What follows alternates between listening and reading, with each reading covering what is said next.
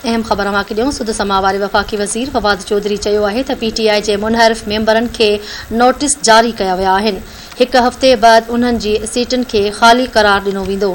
अवांखे अहम ख़बर ॾियूं पिया। इस्लामाबाद में मीडिया सां ॻाल्हि ॿोल कंदे फवाद चौधरी चयो आहे त बाग़ी मेंबरनि खे 7 ॾींहनि अंदरि मौक़िफ़ वाज़िह करण जो चयो वियो आहे। वफ़ाक़ी वज़ीर फवाद चौधरी चयो आहे त PTI जे मुनहरिफ़ मेंबरनि खे नोटिस जारी कया विया आहिनि। हिकु हफ़्ते बाद उन्हनि जी सीटुनि खे ख़ाली करार ॾिनो वेंदो। अवांखे आगाह कयूं पिया। फवाद चौधरी चयो आहे त समूरा मेंबर ताहयात नाअहल थी वेंदा। मख़सूस सीटुनि ते नवां मेंबर नामज़द कया पिया वञनि। अवांखे आगाह कयूं पिया। वफ़ाक़ी वज़ीर फवाद चौधरी चयो आहे त PTI जे मुनहरिफ़ मेंबरनि खे नोटिस जारी कया विया आहिनि। हिकु हफ़्ते बाद उन्हनि सीटुनि ते ख़ाली करार ॾिनो वेंदो। जॾहिं त फवाद चौधरी चयो आहे त समूरा मेंबर ताहयात नाअहल थी वेंदा। मख़सूस सीटुनि ते नवां मेंबर नामज़द कया पिया वञनि।